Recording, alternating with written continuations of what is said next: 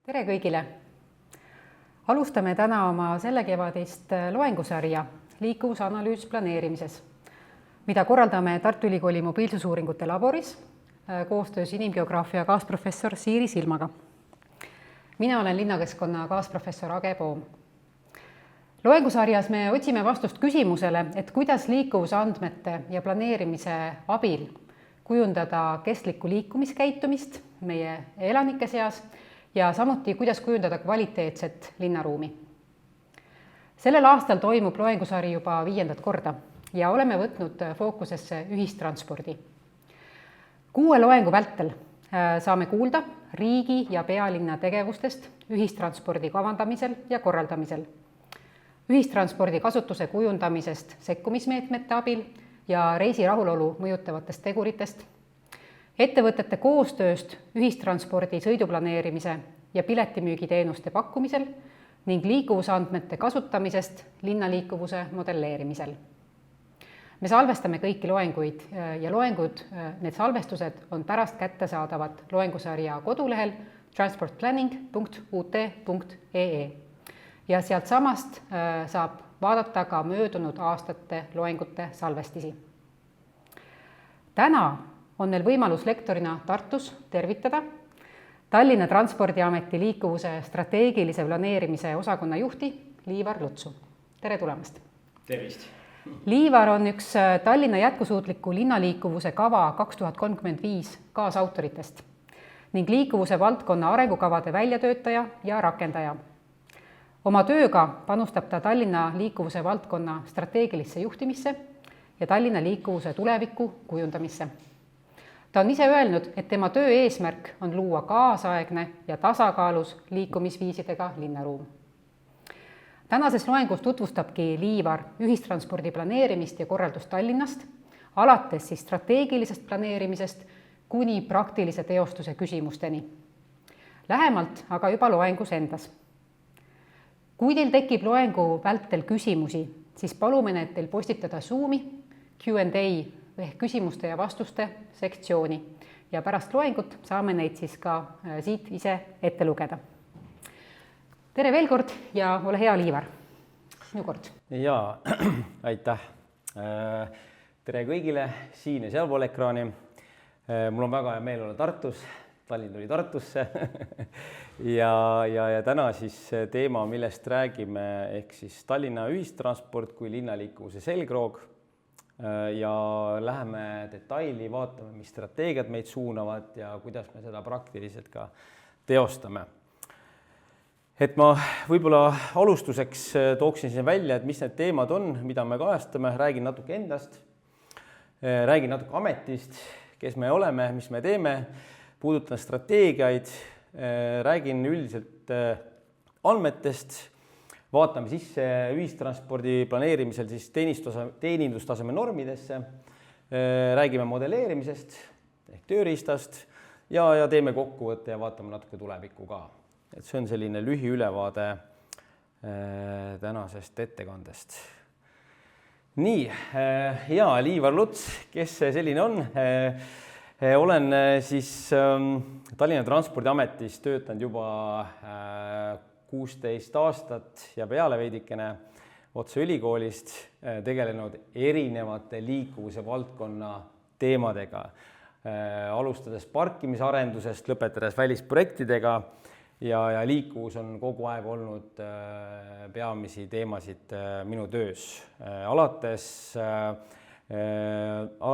üle-eelmise aasta suvest olen ka liikuvuse strateegilise planeerimise osakonna juhataja ja meie oleme siis osakond, kes tegeleb puhtalt strateegilise vaatega, strateegilise planeerimisega ja vaatame, kuidas liikuvuskava ehk Tallinna säästva linnaliikuvuse kava 2035, et kuidas neid tegevusi ellu viia ja strateegilises vaates ka seda protsessi juhtida.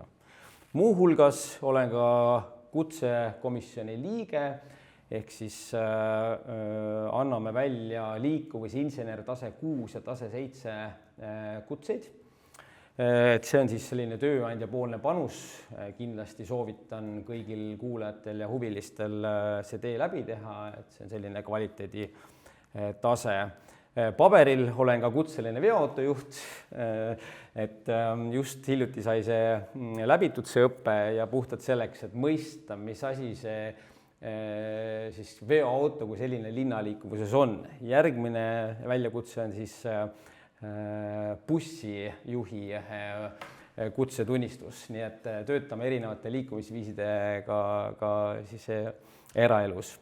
Ja alates siis selle nädala teisipäevast olen ka tegelikult Tallinna Linnatranspordi aktsiaseltsi nõukogu liige, suunamas just neid protsesse, mis on seotud strateegiliste väljakutsetega. Nii, aga minust liigume edasi Tallinna Transpordiameti poole. Ma tahtsin selle pealkirja ära muuta, aga ma veel tegelikult ei saa, sellepärast, et natuke liiga vara, aga ütlen etteruttavalt ära, et 1. maist siis Tallinna Transpordiametit enam ei ole ja meil on tulemas siis uus ameti nimi, Tallinna Liikuvusamet. Ja peamine põhjus on ikkagi see, et me kõnetame kogu liikuvuse valdkonda, et me ei tegele niivõrd transpordiga, kui tegelikult me räägime kogu sellest paletist liikuvusest, tulevikutehnoloogiatest ja tegelikkuses ingliskeelne sõna mobility, liikuvus, et see on ka see põhjus, miks me tegelikkuses ameti nime muudame ja ka selguse mõttes, sest väga paljud inimesed tahavad meil lube vahetada, kuigi tegelikult me lubade vahetamisega ei tegele, sest me ei ole Riigitranspordiamet. Aga see selleks. 51 valdkonna entusiasti, ma ütleksin, et kompetentsikeskus, inimesed, kes päriselt tahavad muutusi ja tahavad linna liikuvust paremaks teha. Meie vastutada on circa 500,000 inimese igapäevane liikuvus ja liiklusohutus. Ühistransport circa 10 miljoni euro eest kuus me selle teenust tellime Tallinna Linnatranspordi AS-i käest. Kui vaadata, kui palju ühistranspordi kasutajaid on, siis tegelikkuses Eesti mõttes on see ikkagi oluline maht, see on 70%. Circa 50% siis Eesti liikumistest toimubki siin regioonis ja arusaadavalt oleme ka väga suur CO2 emiteerija, sest inimeste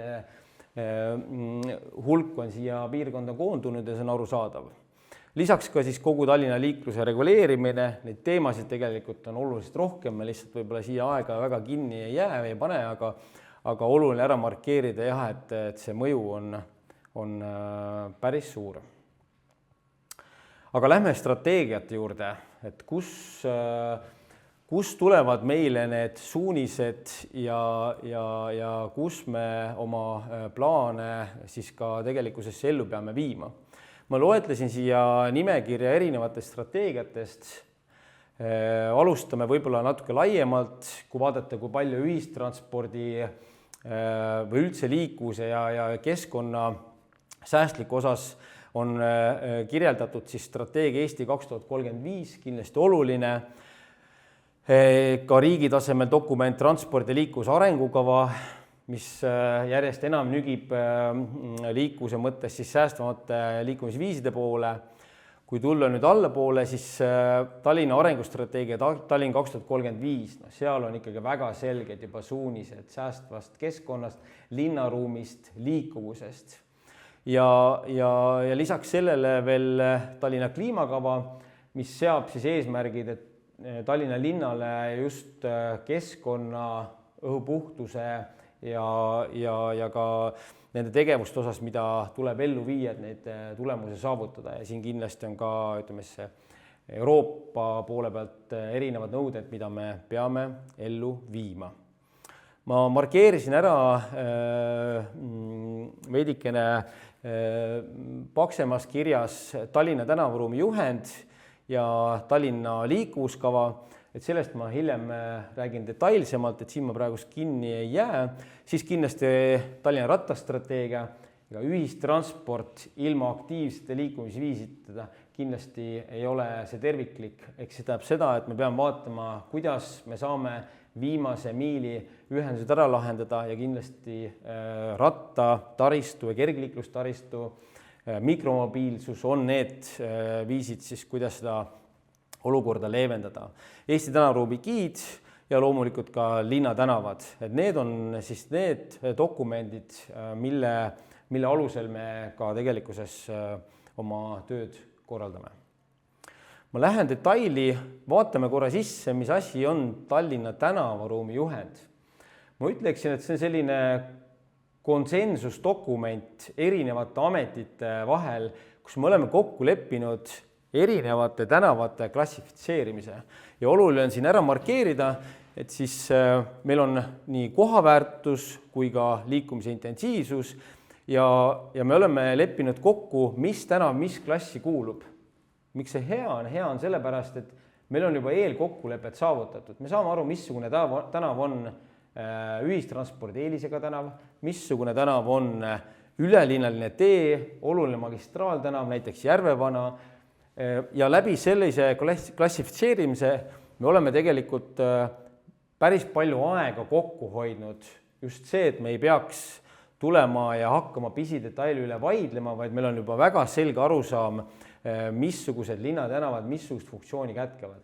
Ja siin slaidil on näha ainult seda jaotust, aga tegelikkuses neid maatrikse on väga palju rohkem, et me räägime parkimisest, me räägime katendist, me räägime kiirusest ja nii edasi, et tasub kindlasti uurida järgi, meil Tallinna veebis on see info olemas, see on interaktiivne kaart, põhimõtteliselt on võimalik minna oma kodutänavat vaatama, et missugust funktsiooni see peaks kätkema, kui linn peaks tulevikus seda tänavat näiteks rekonstrueerima, et siis selle võrra saab ka vaadata need erinevad tingimused, mis siis üle toodud siin välja on, et mida tuleb sellisel juhul rakendada. See on oluline sellepärast, et ühistranspordi liinivõrgu planeerimise mõttes me saame aru, et kus on need olulised koridorid, kus me ühistranspordi näeme. Ja tänavaruumi juhendist tuleme välja ja liigume nüüd Tallinna liikuvuskava ehk Tallinna säästva linnaliikluse kava aastast 2023, Tallinna linnavolikogu poolt vastu võetud strateegiadokument. Ma noppisin siit välja mõned mõtted, mis on seotud või eesmärgid, mis on seotud ühistranspordiga. Meil on seal rida teisi teemasid, ruumiline planeerimine, parkimine, rattaliiklus ja nii edasi. Aga kuna tänane teema on peamiselt ikkagi seotud ühistranspordiga, siis vaatame korra otsa. Keskmine sõiduaeg kesklinna ja teiste keskuste vahel ühistranspordiga maksimaalselt 20 minutit. See tähendab seda, et meie liinivõrk tulevikus on ikkagi sõlmede põhine, meil tekivad linnas erinevad ümberistumissõlmjaamad, kus me tahame, et see ühendus oleks nende sõlmjaamade vahel kiire. Ühistranspordi sõit keskmiselt kuni pool tundi, see tähendab seda, et inimene saab kuni pooletunnise perioodiga oma käigud käidud, kas siis hommikul kodunt tööle, töölt koju. Loomulikult ühistranspordi peatuste lähedus elukohtade, töökohtade juures väga kriitiline, et see peaks olema siis maksimaalselt 400 meetrit, see on selline mõistlik jalgsikäigumaa, kus inimene on nõus veel siis seda teekonda ette võtma. Nüüd oluline punkt, mida ma siin välja tooksin, see on selline, ma ütleksin, nagu paradigma muutus, ehk siis arendusalade puhul, me räägime uutest arendustest, ei ole võimalik enam nii, Tallinnas võib-olla sellist põlluarendusi väga ei ole, aga kui me räägime võib-olla siis Harjumaast, siis tegelikult see arendusalade puhul on oluline see, et enne või samaaegselt on arendatud siis liikumistaristu ja sealhulgas ka ühistranspordi taristu. Teisisõnu, mis see tähendab, et meil peaks olema selge arusaam, kuhu tuleb ühistransport, sinna lähedale me saame ka arendusi lubada. Mitte, et me arendame hajaasustusega kõik täis ja siis me pärast saame aru, et tegelikult ühistranspordiga meil ei olegi võimalik seda protsessi enam suunata ja teenindada. Et sarnane lahendus näiteks Helsingi linna näite puhul, kus nemad ütlesid, et tramm tuleb sinna, palun arendage sinna ümber, sest see on suure veovõimega, see on mõistlik ja vähendada seda sõltuvust isiklikust autost. Lisaks veel süsinikuvaba ühistransport aastaks 2035 ehk täiselektriline aastast 2035. See on väga suur väljakutse, 2023 aastal tundus see veel loogiline ja teostatav.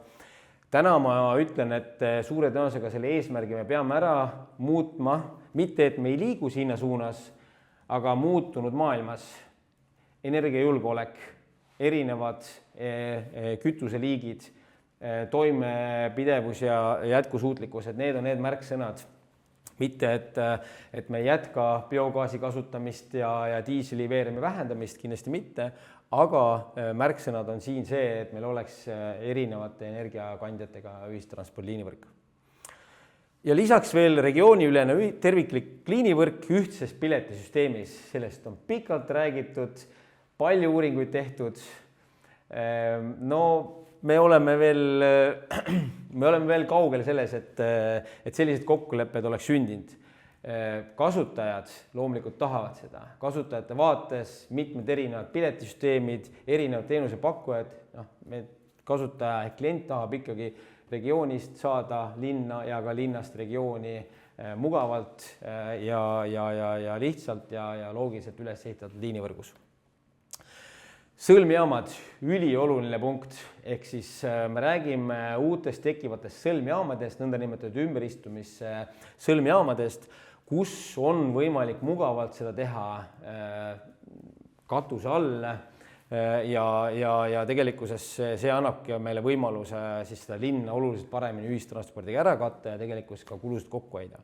Prioriteedisüsteemi laiendamine kindlasti, ühistranspordirajad, keskmise kiiruse tõstmine on need märksõnad, ligipääsetavuse parandamine, me räägime peatuste ligipääsetavusest, siis ühistranspordi veeremi atraktiivsuse tõstmine, et siin on siis uus veerem, madalapõhjaline veerem ja nii edasi. Pargireisiteenus kindlasti märksõnana just regiooni üles, et palun jätta auto ikkagi linna piirile või isegi kaugemale, ära tule sellega linna, et need on need eesmärgid. Ja loomulikult võib-olla siis see ka, mis tänase arutelu võib-olla see põhituum ongi see andmepõhine otsustusprotsess, ehk siis, et meil liikluskava ka soovitab, et meil tekiks selline ametisisene võimekus analüütiliselt anda vastuseid küsimustele ja tegelikult kogu selle liinivõrku parendada. Ma tõin välja siia lihtsalt, nüüd meil on rida mõõdikuid. Ma tõin välja ühe mõõdiku siis Tallinna liikuvuskavast, mis kirjeldab ühistranspordi kasutamist ehk elanike osakaal, kes liiguvad oma peamist sihtkohta ühistranspordiga. Siin on näha algtase 32%, sihttase 50% 2035 aastal ja me oleme hetkel 41% juures eelmise aasta näitajatega. Autoliikluse osakaal on kusagil 42%, see varieerub või ühistranspordi tase ka varieerub talvel üks tase ja suvel teine. Et anda lihtsalt aru saama, et kus me oleme täna arvudega ja kus me soovime olla tulevikus. Nüüd vaatame natukene ühistranspordi kohta andmeid, räägime ühistranspordi kuludest ja räägime ühistranspordi kasutajate arvust ehk sõitude arvust. Ma kahjuks pean vabandama, et ma ei saanud 24-25 andmeid siia graafikule, aga ma saan need numbriliselt öelda. Ehk siis, nagu näete, siis tegelikult ilmselgelt on ühistranspordi kulude kasv täitsa arvestatav. See on paratamatu. Meil on, kui ma nüüd numbriliselt mäletan, siis 10 aastaga on 30% kasv olnud. Kui vaadata nüüd siia numbritele otsa, siis 120 miljonit eurot ühistranspordi kulu aastas. Meil oli siin, enne ma kirjeldasin, et kusagil 10 miljonit eurot kuus. Et see on päris arvestatav kulu. Eelmisel aastal oli 123 miljonit siis aastane ühistranspordi kulu. Ja kui vaadata nüüd kasutajaid läbi aastate, siis tegelikkuses siin on näha, et see SAK on seotud COVID-i perioodiga. 23 oli seal 133 miljonit sõitude arve, 24 oli 130 ja 25 oli kukkumine oli 125 miljonit sõitu. Ehk siis, nagu te näete, paratamatult kulud kasvad, inimeste ootus paremaks veeremiks, paremaks liinivõrguks on kogu aeg ja me proovime neid nõudlusi ka rahuldada, aga kahjuks peab ütlema, et see nüüd küll ütleme eelmise aasta näitel, aga hetkel näitab tendents liini siis sõitude arvu teatavat vähenemist. Nüüd lähme nüüd täitsa selle liinide planeerimise ja liinide muutmise juurde, vaatame korraks otsa, mis asjad on, mis on need ühistranspordi liinivõrgu murekohad meil.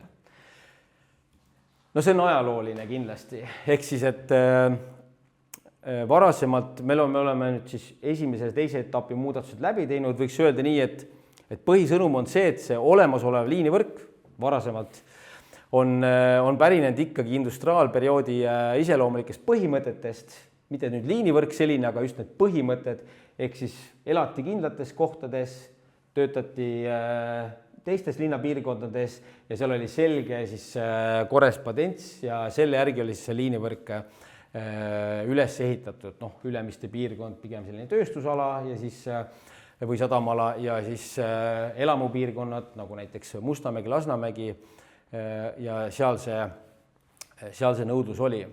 Kindlasti on meil probleemiks pikkade dubleerivate lõikude olemasolu, siin me siis keskendutakse peamiselt ümberistumiste sõitudele, et meil on ühes koridorides madala sagedusega ja siis seda korraldada on päris keeruline nii, et need ei oleks samal ajal peatustes, et see on kindlasti väljakutse.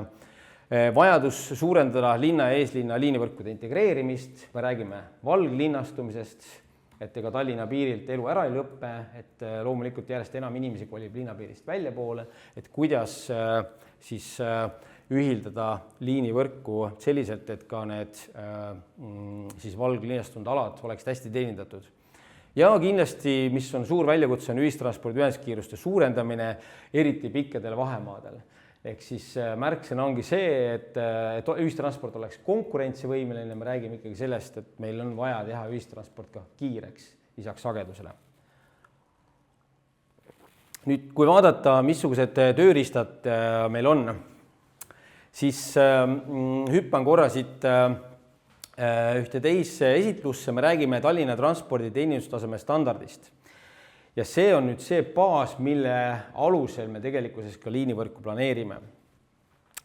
Et ühistranspordi teenindustaseme normid, see on selline kvaliteedi näitaja,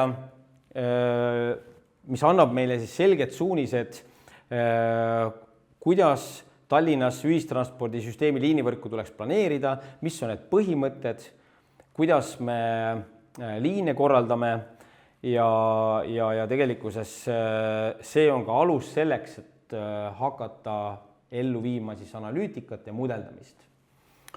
Ma kiiresti jooksen siit üle, meil aeg pressib peale, aga vaadates siis, mis on erinevad need ühistranspordi arengusuunad, et kas meil on siis negatiivne spiraal, kus me räägime siis ikkagi selle autoliikluse osatähtsuse kasvust, me ei suuda inimesi piisavalt ära teenindada, siin on ummikud teemaks kindlasti, ühistransport ei ole kiire, konkurentsivõimeline, teenus on kehva, vastavalt sellele ka inimesed kolivad järjest rohkem autodesse ja mis võibki siis viia sellise teenuse kvaliteedi ja liinivõrgu taristu arengutempo languseni. Või teine stsenaarium, kus me räägime ikkagi sellest positiivspiraalist, me räägime atraktiivsest liinivõrgust, magistraalliinidest, kiirest ühendusest, hästi funktsionaalselt üles ehitatud ümberistumispõhimõtetest ja tekib selline positiivne mõjuahel, kus siis ka see teenus toob rohkem kasutajaid, nähakse seda võitu, nii ajalist, rahalist, mis võimaldab siis ka pakkuda paremat teenust meile. Korraks veel numbriliselt üle vaadata.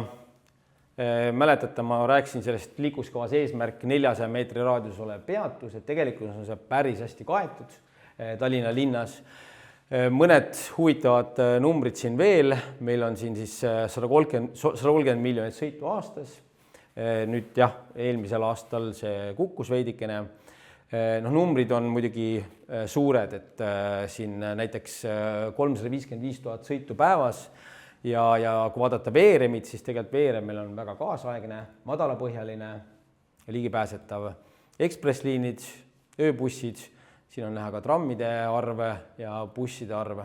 Et see on küll 25 aasta seisuga, et siin võib-olla mõned numbrid võivad olla natuke muutunud, aga see annab sellise üldülevaate, et mis asi see Tallinna ühistransport numbrites on. Aga lähme siis selle teenustasemete standardi puhul, lähme ja vaatame, missugused need põhimõtted on.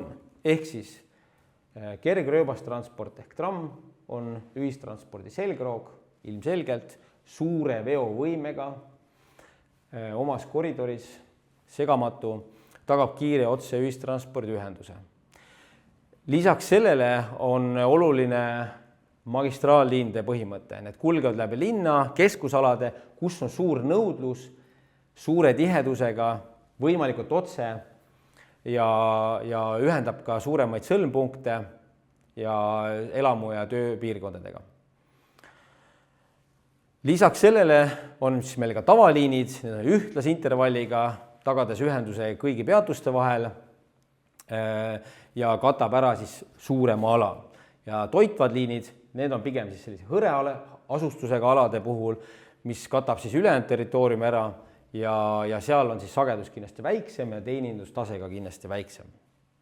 Et see on selline hierarhiline ülevaade, et kuidas me, ja siin on üks näide ka, et number 4 gramm on 42 magistraalliin väga tiheda sagedusega, teenindab siis Väike-Õismäe piirkonda ja üldse Haabersti piirkonda kesklinnaga.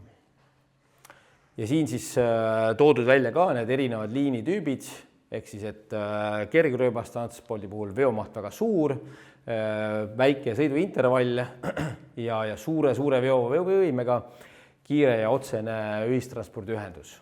Magistraalliinide puhul kiire ja otsene samamoodi ja siin on ka näitena toodud siis erinevad liinid, et mida me siis nende all mõtleme. Sellest ma rääkisin juba. Nii, aga lisaks liinivõrgule on tegelikkuses ka oluline sõlmjaamad.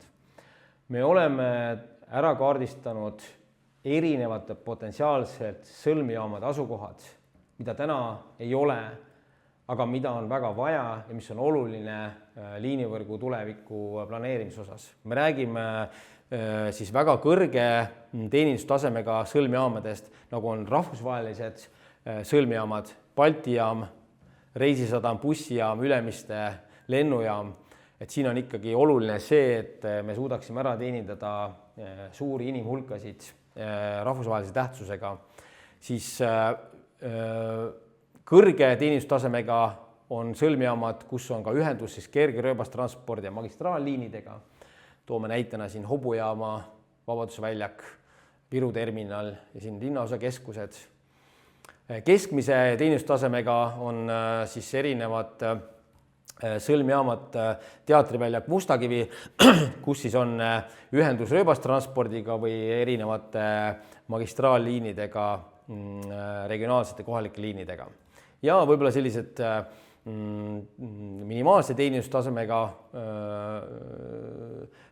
ümberistumisjaamad või sõlmjaamad, kus on siis magistraal ja toitvad liinid omavahel ristumises, siin Pelguranna, Maleva.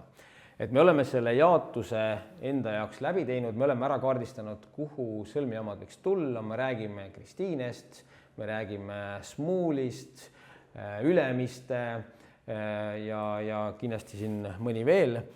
Ja põhimõte on ka see, et ikkagi vähendada seda kesklinnast läbivat liiklust ehk need inimesed, kellel ei ole vaja kesklinna minna, aga tänane liinivõrk kahjuks sunnib neid läbi kesklinna minema. Et mõte on see, et ikkagi meil oleks erinevad sõlmjaamad, kus on väga hea ühendus ja ka sõlmjaamade vahel oleks väga hea ühendus ja mitte läbi kesklinna, et puhtalt vähendada seda liikluskoormust kesklinnas. Joondus- ja liikumiskoridorid, siin võib-olla märksõnadeks see, et paratamatult, mida otsem on liin, seda kiirem atraktiivsem see klientidel on. Siin just siis tuua näitena magistraalliinid, madalamad tegevuskulud, lühem sõiduaeg ja tegelikult ka siis ressursikasutus oluliselt mõistlikum. Et sellepärast ka tänane olukord, kus nõndanimetatud tavaliinid on kõik ühes koridoris, et see, vaadates seda piiratud ressurssi, mis meil on tegelikkuses, siis tuleks just ümber mängida sellele, et meil on põhimagistraalliinid koridoris ja siis on toitvad liinid, et sellest ma mõne hetke pärast ka räägin.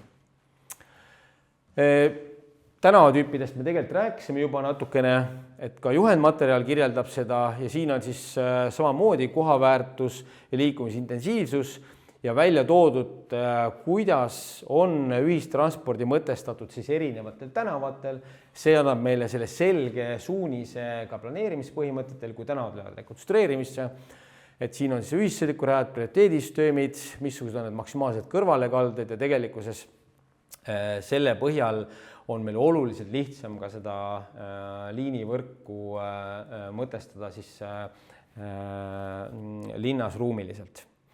Ma rääkisin natuke magistraaltänavatest ehk siis tegelikkuses liinivõrgu ümberstruktureerimine, et siin on väga selgelt näha, siis vasakpoolne skeem või joonis siin näitab seda, et enne liinivõrgu ümberstruktureerimist meil oli ühes koridoris väga palju tavaliine, dubleerisid madala siis intervalliga ja päeva lõpuks teenindustase nendes või selles koridoris oli madal. Kui nüüd vaadata pärast liinivõrgu ümberstruktureerimist, me oleme ära kaardistanud, mis on need olulisemad magistraalliinid, mis käivad suure tihedusega ja suure veovõimega ja tegelikkuses on meil siis toetavad liinid, mis annavad siis mahtu juurde sellele magistraalliinidele. Ja mis veel probleem selle tavaliini lahenduse puhul on see, et kui on ka suurem sagedus, siis tihti mingites kohtades kogu selle liiniahela juures otstes tavaliselt on see kasutatavus väikene, et just sedasama, mida me kogu aeg otsime, et seda optimeerimise võimalust, et see on see koht, kus me tegelikkuses saame siis ikkagi seda optimeerimisefekti saavutada ja seda saabki siis läbi selle võrguefekti.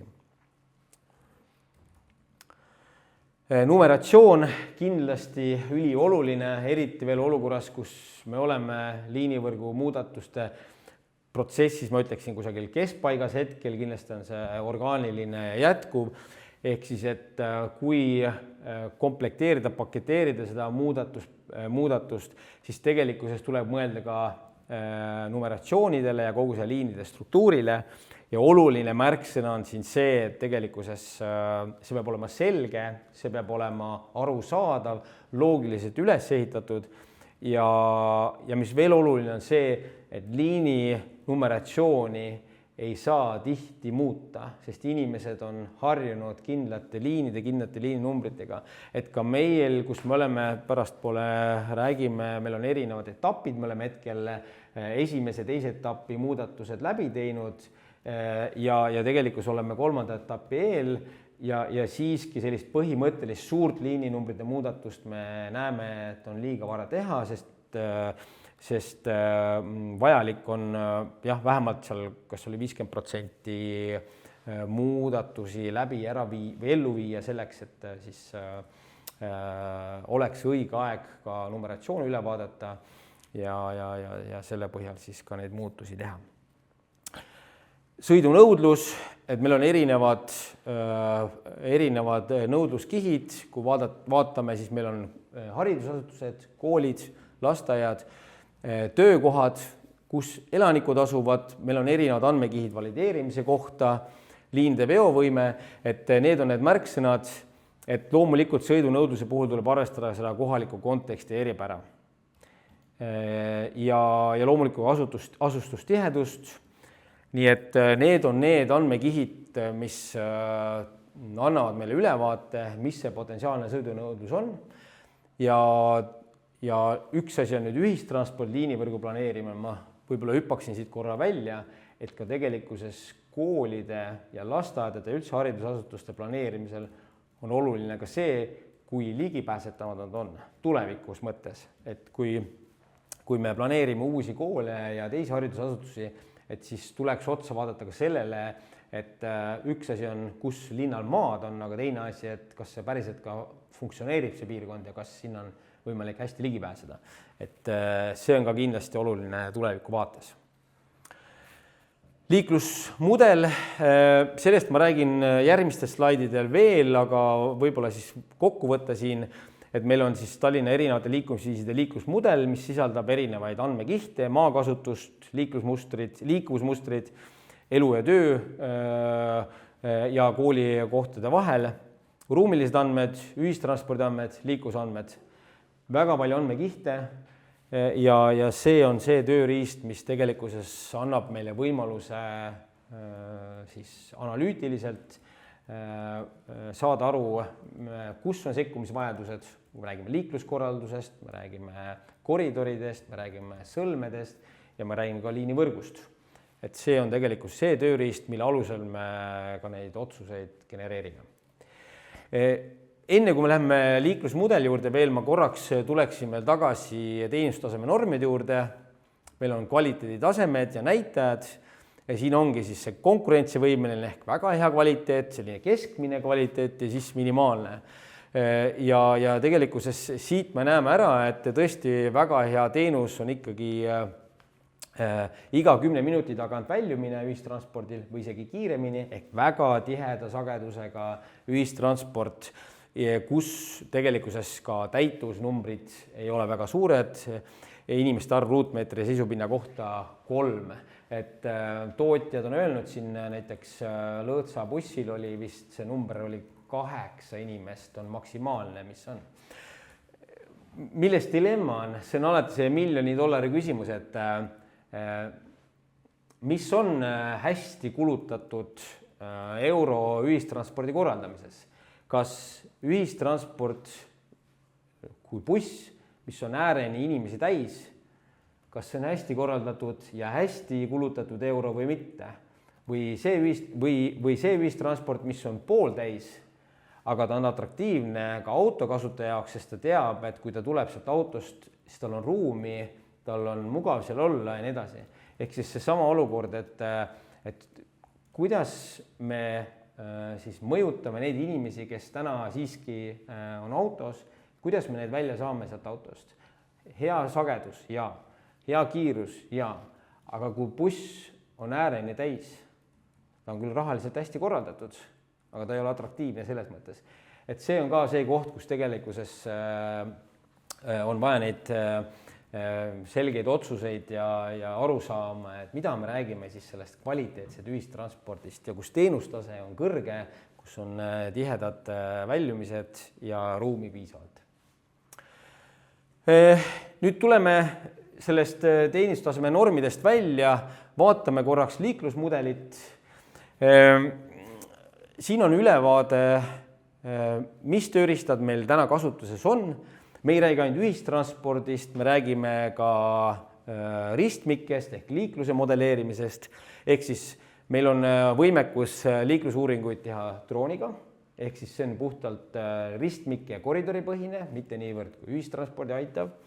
Meil on ristmike modelleerimine, kasutame siis Liisa M tööriista, mikromodelleerimine, PTV Vissim, sakslaste tarkvara ja makromodelleerimine, mis on ühistransport ja üldse erinevad andmekihid liikumised on siis PTV Viisum.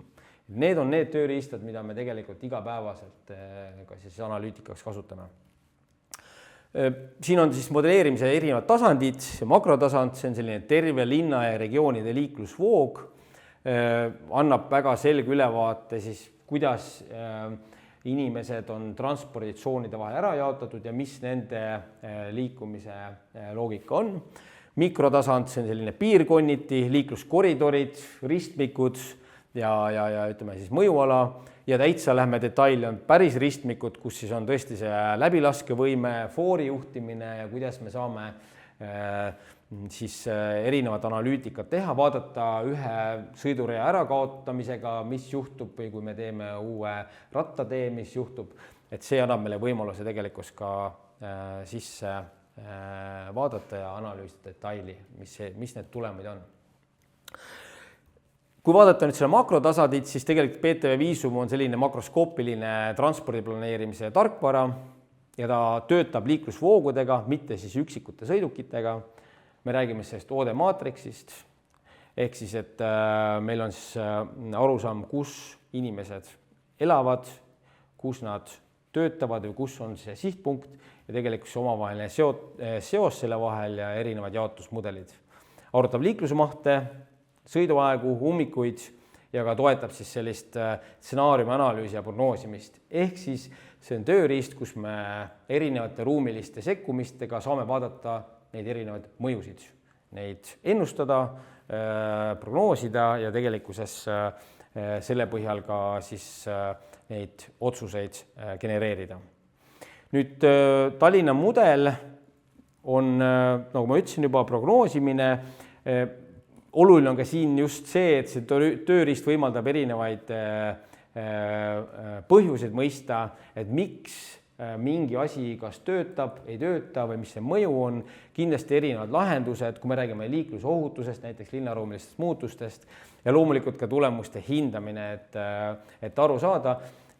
Pärastpoole vaatame natuke ühistranspordi sisse, aga tegelikkuses ka ühistranspordi liinivõrgu planeerimisel me vaatame, mis see kulu on, ehk siis, et mis ühe sõitja kulu on ja see on ka tegelikult see koht, kus me näeme siis, kas see liinivõrgu muudatus, mis mõju sellel on.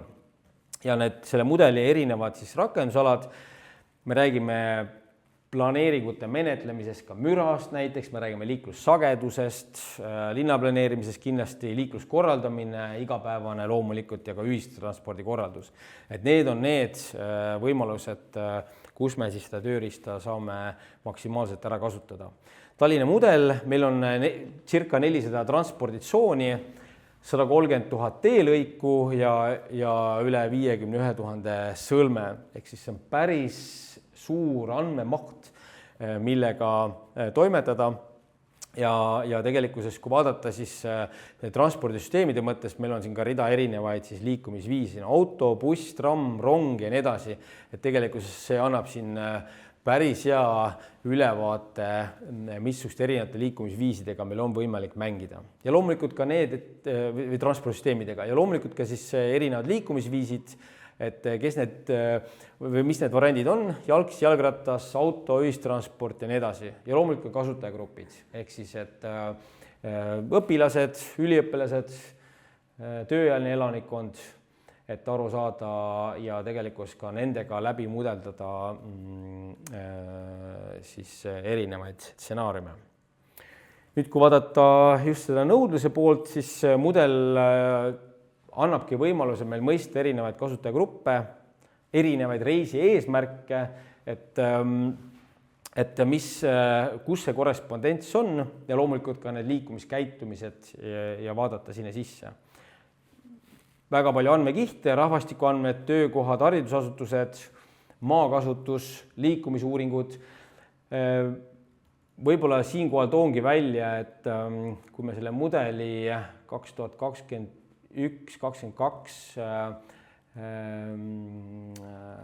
kokku panime, siis me kasutasime üks oluline baasinfo, sellel oli siis Eesti elanike liikuvusuuring 2021, kus me saime päris hea ülevaate, see oli liikumispäevikute põhine, kus me saime ülevaate, kust kuhu inimesed liiguvad, anonüümiseeritud, aga selge arusaam siis erinevatest tsoonidest, kus inimesed elavad ja kuhu nad liiguvad. Ja tegelikult sedasama oleme nüüd uuendamas, 5 aastat on möödas ja mul on hea meel, et me oleme suutnud siis kasvatada selle valimi mahtu Tallinna piires 1% elanikkonnast, mis on päris hea esindatus ja lisaks sellele ka siis tegelikult ära jaotatud kogu see Tallinna piirkond erinevatesse tsoonidesse, suuremad linnaosad siis 2 või 3 tsooni ja puhtalt selleks, et saada väga selge ülevaade inimeste liikumisest. Et see töö saab valmis 2026 lõpp 7 algus ja siis oleme uuendamas ka oma PTV mudelit. Lisaks selle liikuvusuuringu sisendile tegelikult ka kõik teised infokihid nagu elukohad, töökohad ja nii edasi. Et see on selline orgaaniline protsess. Ja tulemus olekski see, et meil on väga selge Orange Destination maatriks, nõudlusmaatriks, kus me saame aru siis, mis see vajadus on. Ma küll olen natuke ajast maas, aga proovime tempot tõsta. Ja vaatame korra siis, mis on liinivõrgu puhul need põhilähenemised. Meil on erinevad tsoonid, meil on aru saada, mis on korrespondents. Me vaatame nõudlusse sisse, kes, miks, kuhu, mis on see muster, siis me hindame tegelikult seda infrastruktuuri kättesaadavust ning maakasutust, missugused võimalused meil siis sellel teel nii-öelda on, missugune infra, missugused ruumilised võimalused.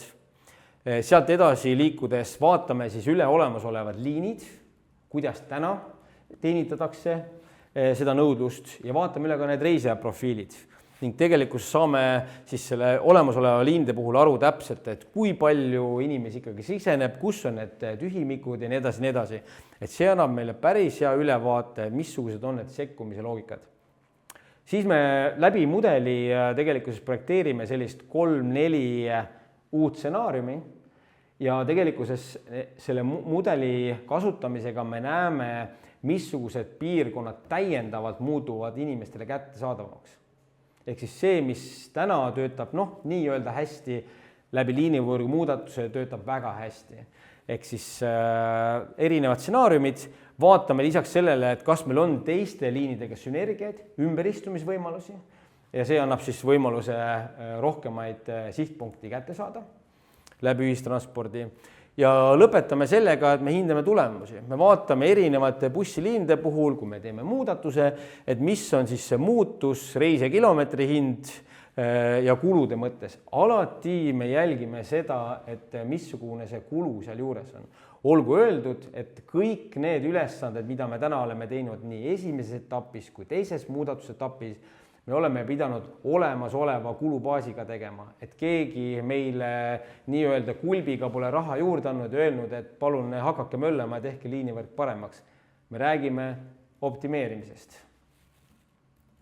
Ja siin ka siis toon välja näitena lihtsalt, et mis need olulised hindamiskriteeriumid on, reisija kilomeetri hind, reisija kilomeeter, sõidukilomeeter, ühistranspordikulu, üldse teenindamise opereerimiskulud liini kohta, mis on see kokkuhoid, mis on see mõju ja tegelikult siis aga see tulu ja kulu suhe. Et need on need olulised indikaatorid, mida me tegelikkuses alati vaatame, kui me ka mudeldamist läbi viime. Nii. See on nüüd, ütleme, graafik, mis näitab ära see, et me saame ka hinnata, missugune on olemasoleva liini nii-öelda täituvuse protsent, tootlikkus, kuhu piirkonda ta satub. Ehk siis olgu öeldud, et loogika ütleb, et kus on kõrge täituvus ja madal kulu sõitja kohta, see on see soovitud koht, kuhu me tahame jõuda, ilmselgelt. Madala kuluga võimalikult palju inimesi.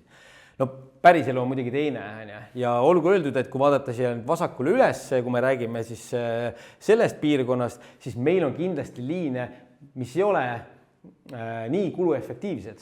Aga ma kirjutasime sinna sotsiaalliin, aga mõte on see, et me peame ka selliseid liine pakkuma, kus see tulem ei ole nii hea, aga ta on selle liinivõrgu terviklikkuse mõttes ülioluline. Et see annab tegelikult meile väga hea ülevaate, et mis liin, mis piirkonda jääb ja tegelikkuses kuidas tema kulu ja nii-öelda tulu suhe on. Jookseme põgusalt üle ka erinevatest etappidest. Meil on siis läbi viidud esimene ja teine etapp. Esimene etapp 2023, rohelisega näha siis olemasolev liinivõrk ja tegelikkuses roosaga siis erinevad liinivõrgu muudatused, mis me tegime. Olgu öeldud siin, et esimene etapp oli ikkagi peamiselt sellise magistraalliinide esimene etapp, kus me nägime vajadust, et magistraalliine rakendada, siin ühendada näiteks erinevaid linnaosasid, et ma siit liine detaili hakka minema, aga lihtsalt anda selline ülevaade, ja see oli 2023. Nüüd teine etapp, siin on juba rohkem muutusi ja siin siis välja tuua ikkagi eesmärk see, et ligipääsetavate elukohtade parandamine nii töö- ja õpikohtade vahel. Meil on teemaks erinevad piirkonnad, nagu näiteks Astangu ühenduse parandamine, Tiskre ja märksõnad on need on need linnapiirkonnad, kus on oluliselt rohkem inimesi elama asunud. Ehk siis meil on uued arendusalad, mida me peame teenindama, me peame kogu aeg käima kaasas sellega, et vaadata, kus see päris nõudlus on. Ja ma siia detaili väga sisse ei läheks, nii palju näitan veel ära, et kolmas etapp on valmis, aga see on kohe-kohe tulemas. Et eks aeg näitab kuna, aga lihtsalt ütlen, et kolmas etapp kindlasti on siin lähiajal ka tegelikkuses avalikkuse ette jõudmas. Nii, tuleme detailist välja, vaatame, mis siis 26 ja edasi saama hakkab, märksõnad ikkagi ühistranspordi selgroog, me räägime magistraalliinidest, me jätkame seda tööd kindlasti, me jätkame sellise võrguefekti tekitamist. Ümberistumine on märksõna, see on küll väga ebapopulaarne, aga niipea, kui me saame selle ümberistumise teha mugavaks, et sulle vihm pähe saja kiireks ja see parandab sinu neid sihtpunkte ja annab rohkem võimalusi jõuda, võib-olla ka vähendada sõltuvust kesklinnast, siis ma arvan, et see on see oluline märksõna. Kindlasti me räägime raudteest, oluline ka linna sees ja trammiliikluse arendamine, põhiliinid, juurdeveoliinid. Infra puhul väga kriitiline seisuplatside arendamine. Järjest enam on suundumus see, et kesklinnas meil neid seisuplatsi jääb vähemaks, see tähendab seda, et me peame oma liinivõrgu täiesti jälle ümber vaatama, ehk siis me peaksime ise olema kogu aeg samm ees ja neid seisuplatsi tegelikkuses planeerima vastavalt sellele, kuhu me tahame. Need on tihtilugu seotud ka siis sõlmjaamadega. Terminalid, ümberistumissõlmed, ühised peatused ja loomulikult ka vaadata siis üle need kriitilised ristmikud, prioriteedisüsteem, bussirajad ja jätkata siis nende erinevate elluviimise etappidega. Ja lähme jälle veel üldisemaks, kui ma ütlesin oma ettekande alguses, et Tallinna liikuvuskava 2023 vastu võetud, siis liikuvuskava jurisdiktsiooni piir lõpeb ära Tallinna piiriga. Aga nüüd tuli nõue, et meil on vaja tegelikult ära ka lahendada Harjumaa liikuvuskava.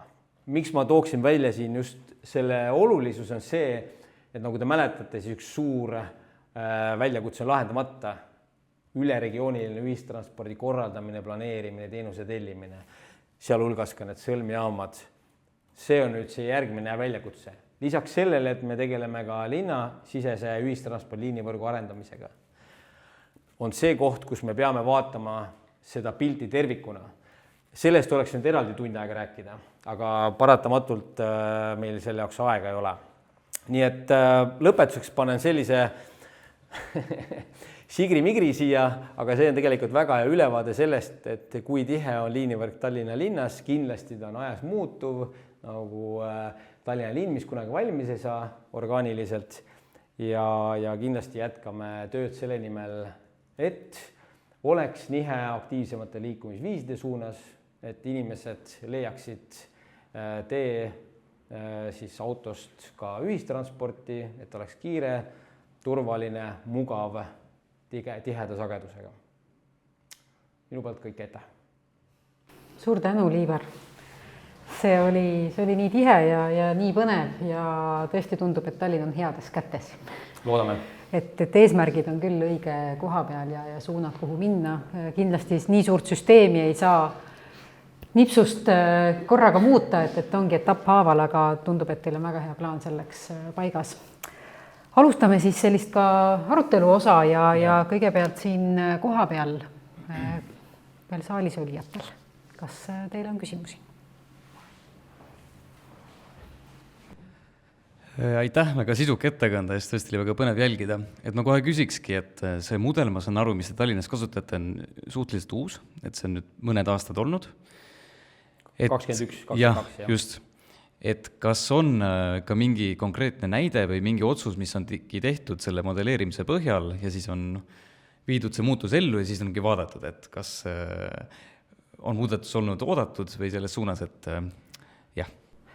Ma võib-olla tooksin, meil on teema täna küll ühistransport, aga võib-olla tuleksin liikluse valdkonda, et juba aeg läheb nii kiiresti, ma ei mäleta enam, aga meil oli väljakutse see, et tegelikkuses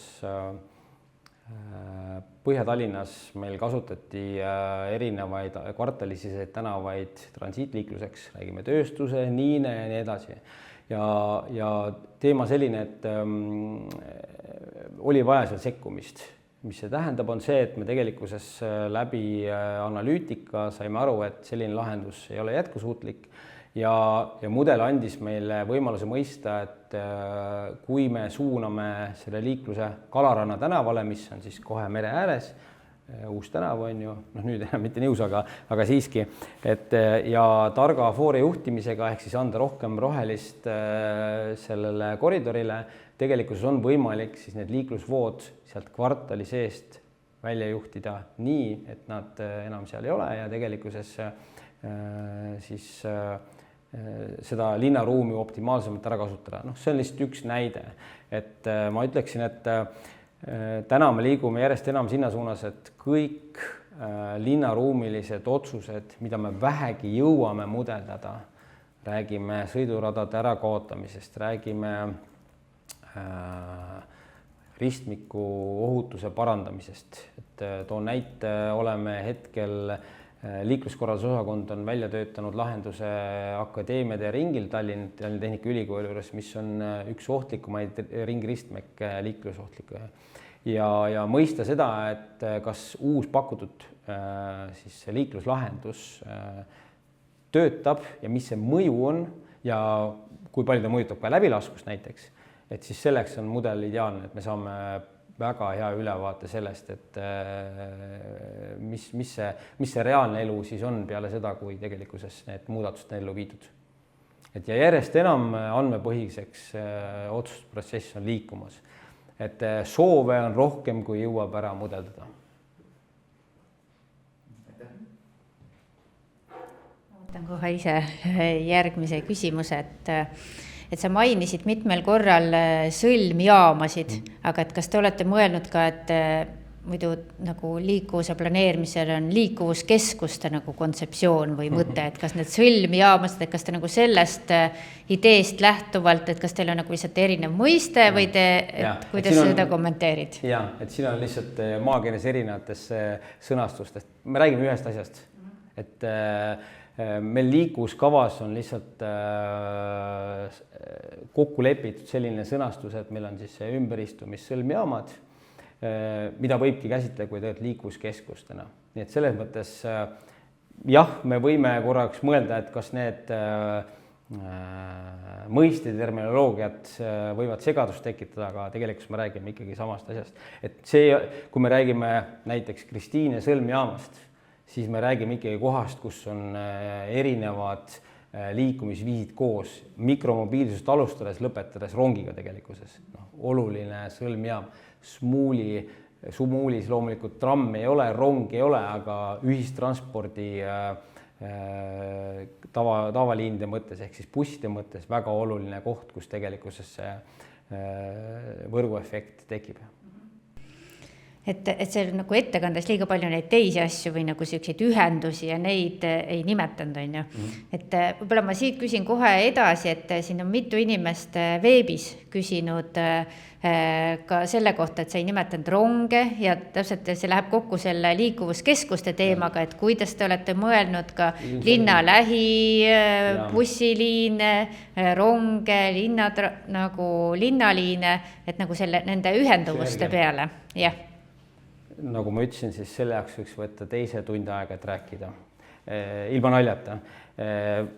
Lõpetuseks ma näitasin, et meil on tegelikkuses Tallinna regiooni ehk Harjumaa liikuvuskava plaanis ellu viia, kokku panna ja seal on loomulikult need samad teemad väga olulised. Kuidas ära lahendada rongiliiklus, räägime Tallinnas ringraudteest, me räägime sellest, et kuidas neid erinevad raudtee sõlmjaamasid omavahel hästi ühendada, kuidas ühistranspordi sealt edasi korraldada ja nii edasi. Need on kindlasti olulised sõnumid.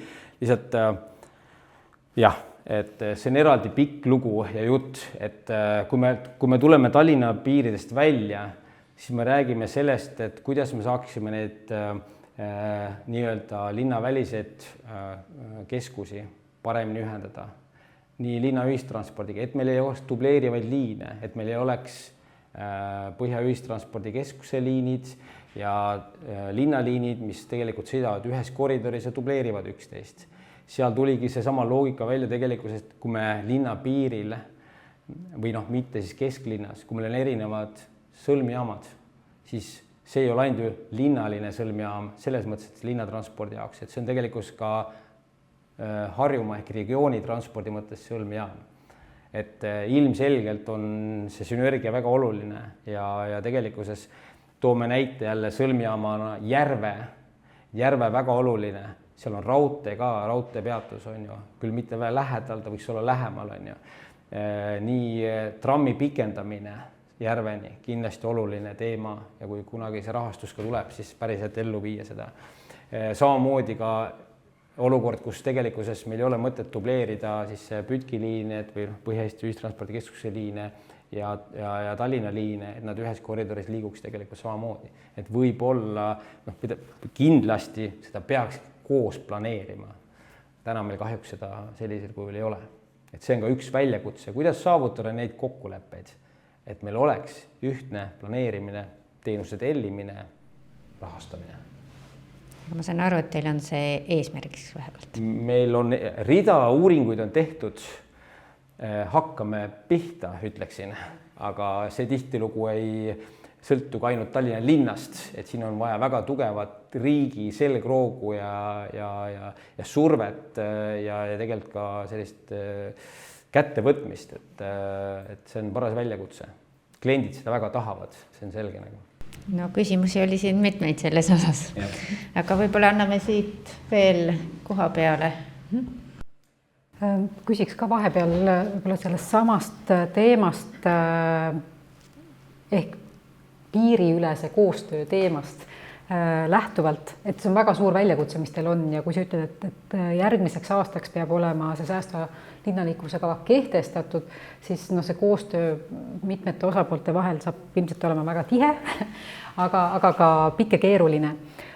Sa tõid ühe näite välja, et arendustegevuse planeerimise juures te Tallinnas olete juba seadnud sisse kriteeriumid, et uusi arendusalasid ei saa luua ilma, et seal oleks ühistranspordiühendus olemas. Või planeeritakse samal ajal? Või planeeritakse samal ajal, ehk et see on siis ametite vaheline koostöö, eks ole, Transpordiamet ja Linnaplaneerimise amet. Mul on 2 küsimust sellega seoses, et mis mõõdik see täpselt on, mida te seal vaatate? Et kas see on 400 meetrit bussipeatust või on see mingisugune muu kättesaadavuse indikaator? Ja siis teine küsimus, et nüüd just selle Harjumaa liikuvuskava juurde minnes, et tegelikult see probleem maakasutuse ja transpordi omavahelistest või vastastikustest seostest, kuidas uued arendusalad genereerivad uut transporti kohtadesse, kus seda varem ei ole olnud ja kuidas seda saaks teenindada just ühistranspordiga. See mõjutab väga palju ka teie naabervaldu, et kuidas te sellist lahendust olete oma peas nagu ette näinud? Ja kõigepealt küsimuse esimene pool, et jah, täpselt kui kaugel on see ühistranspordi peatus ja mis on see teenindustase siis konkreetselt selle arendusala läheduses, et see on kindlasti see üks mõõdik, mis siis seda olukorda reguleerib. Kui nüüd tulla maakasutuse teemadel väljaspoole linna piiri, siis tegelikkuses see on üks džinn, mis on kunagi pudelist välja lastud selles mõttes, et need detailplaneeringud, mis on kehtestatud juba ja mis on võib-olla juba 10-15 aastat vanad, et neid tegelikkuses tagantjärgi muuta ei saa või on keeruline. Oluline on see, et me siis olukorra nüüd ja hakkame nüüd minema paremuse poole, et eesmärk ongi see, et siis nüüd täna ja tulevikus planeeritud kas siis nüüd põlluarendused või sellised arendused, mis on hästi hajali asustatud, et neid ei lasta sündida või siis kohalikud omavalitsused suunavad seda protsessi selliselt, et neid arendusalasid lubatakse ainult piirkondadesse, kus näiteks on väga hea raudteeühendus, mis täna juba tegelikult orgaaniliselt toimub, aga kindlasti seda protsessi peaks rohkem juhtima ja loomulikult ka ühistransport, et kus on erinevad sõlmed, kus on hea ligipääs ühistranspordile, need on need märksõnad. Ja jälle, et siin seda peaks koos planeerima ja tegelikkuses see on ka alus selleks, et meil tulevikus ei oleks sellist hajaasustatust. Et see läbi mõeldud ja mõtestatud ruumiline planeerimine on siin kindlasti ülioluline märksõna. Et võib-olla siin siis täienduseks algusest tõid välja strateegia Eesti 2035, aga ilmselt teie üheks selliseks juhtlauaks saab ka üleriigiline planeering 2050, mis on praegu kehtestamisel, mis samamoodi sellist. Ilmselgelt see säästev liikuvus, et see ei kao kuhugi ära, see on tulnud, et jääda ja pigem järjest rohkem seda seda teemat ka esile tõstetakse ja tegelikkuses need strateegilised dokumendid, mida te täna siin esitluses nägite, nii liikuvuskava, kliimakava näol, et need ka ilmselgelt neid toetavad ja loomulikult me peame arvestama sellega, et see poliitiline foon, et see aja jooksul võib muutuda, soovid võivad muutuda, aga meie asi ongi hoida seda strateegilist vaadet ja vähemalt teha ära maksimum, mis teha annab. Just, kas laua taga on veel küsimus? Jah, aitäh. Ma küsiks sekkumiste ja strateegilise planeerimise kohta natukene. Et mainisid, et kuidagi võiks seda tulemuslikkust mõõta pärast sekkumisi ja see tulemuslikkus, vähemalt kogu tulemuslikkus ei saa selguda üleöö. Et kui me muudame ühistranspordivõrku või suuname liikluse ümber, et siis see võib alati võtta vahepeal päris palju aega. Et kas sa oskad avada natukene seda, ütleme neid ajaraame, kuidas te enda jaoks läbi mõtlete nende sekkumise tulemuslikkuse hindamist, et kas näiteks kui me mõõdame ühistranspordi liini muutmise tulemuslikkust, et mida te loodate näha aastaga või 3 kuuga või 5 aastaga või mis ajaraamide juurest üldse nagu ühte sekkumist analüüsida võiksite? No kui vaadata seda, et me tegelikult oleme need esimesed muudatused ära teinud siin 23 aastal ja 24, nüüd on vahe sees ja 2026 oleme siis 3. etappi muutmas, et tegelikkuses esiteks me näeme loendusseadmete pealt, kõik veerem on siis suuresti varustatud loendusseadmetega ja tegelikult me näeme seda muutust suhteliselt kiiresti. Loomulikult tuleb anda aega, et inimesed harjuks sellega, mingi hetk võib-olla mingi inimgrupp ei kasuta kindlalt mingit liini või vastupidi, just tuleb juurde. Et meil ei ole kindlat metoodikat, me ütleme nüüd, et me anname selle lõpliku hinnangu, kas see läks edukalt või ei läinud edukalt või läks nii, nagu läks kusagil aasta pärast. Et tegelikkuses me kogu aeg monitoorime seda ja vaatame, mis see mõju on. Me näeme täituvust, sealt me saame tegelikult aru ka selle kulu, et ja selle põhjal siis ka saame juba tulevikus edasi planeerida. Olgu öeldud, et siiamaani need muudatused, mida me oleme teinud, see, mida on näidanud mudel ja see, mis päriselu on tegelikkuses väga sarnane. Ehk siis, et see tööriist, mida me täna kasutame, see tegelikult annab meile päris täpse ennustuse ja ülevaate, mis siis juhtuma hakkab. Seda on hea kuulda, et inimeste käitumisharjumuste muutumine on alati aeganõudev asi, et ei teki kohe üleöö ei teki midagi ei liikluses ega ühistranspordis. Üks täpsustus nende teie mõõdikute ja tänase seisu kohta, et sa tõid välja, et elanike osakaal, kes teevad oma peamise sõidu ühistranspordiga, on üks teie põhilisi mõõdikuid ja te olete sellel teel kasvanud sealt 30 millegi pealt 41-ni, sihtmärk 50. Samal ajal on ühistranspordisõitude arv kahanenud, mida näitas üks teine graafik, et kuidas need kaks asja omavahel kokku lähevad? Siin ongi, et see on hea küsimus. Et vaadata otsa, üks asi on ka sõitude arv on tegelikult see, mis seda olukorda muudab või teeb sellise statistilise spinni, on see, et kui me liinivõrku muudame, siis me muudame liinivõrku või võib tekkida olukord, kus sõitude arv kasvab tänu sellele, et me oleme liinivõrgu muudatuse teinud, aga tänu sellele juba, et ka inimesed istuvad ümber.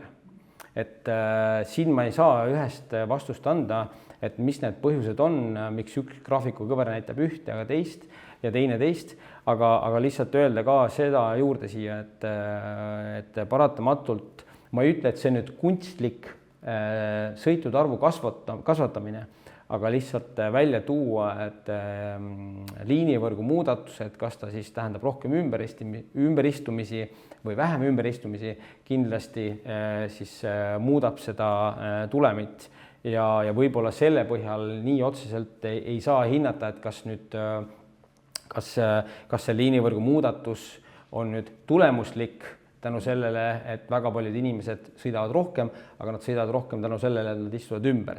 Et seal peab kindlasti selle hinnangu andma, et kas see lahendus töötas või ei töötanud.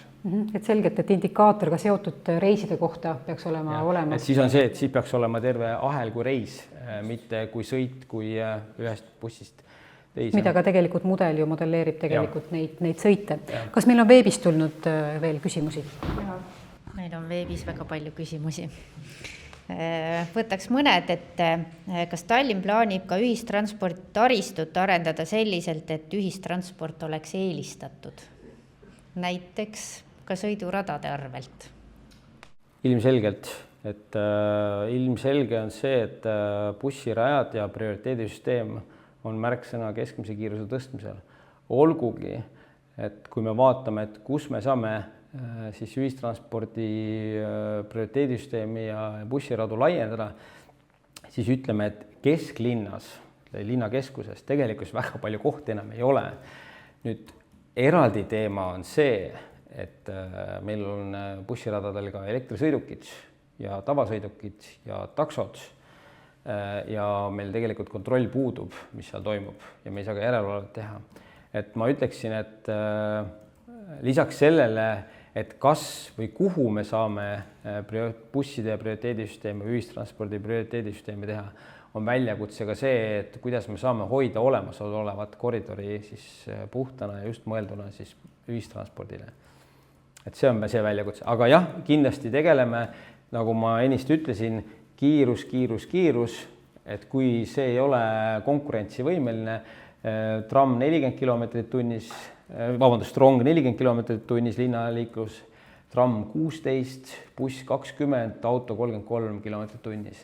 Et need numbrid ütlevad väga selgelt, et on vaja kindlasti seda kiirust tõsta ja ainult linnaruumilise muutusega muud moodi seda tegelikult ei saa, et lihtsalt tuleb hakata seda ruumi võtma ja tegelikkuses ka nagu ma näitasin, tänavaruumi juhend tegelikkuses annab need suunised ka, et kui me hakkame tänavaruumi muutma, et siis me saame aru, et kui on ühistranspordi eelisega või eelistusega tänav, et siis me saame ka neid sekkumisi seal paremini ellu viia.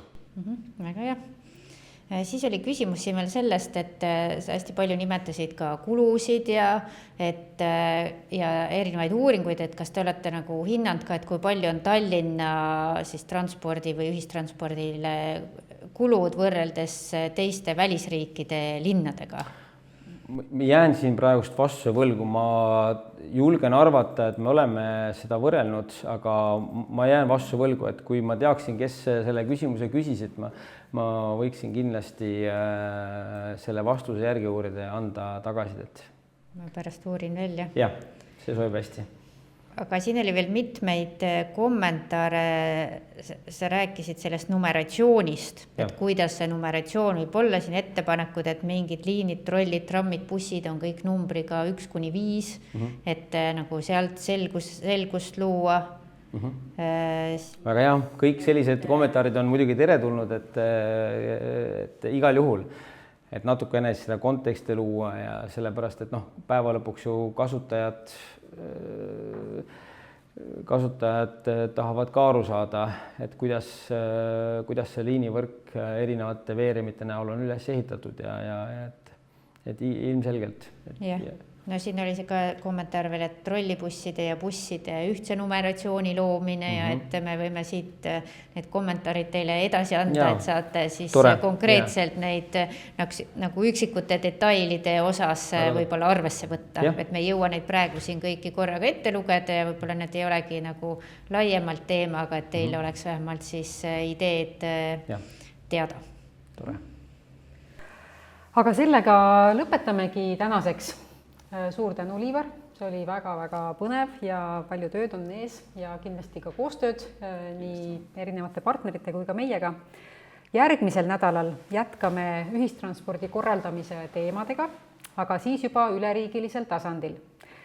Ja seda teemat avab meile Andres Ruubas, Regionaal- ja Põllumajandusministeeriumi ühistranspordi osakonna juhina. Jääme seda uut loengut ootama. Kohtumiseni!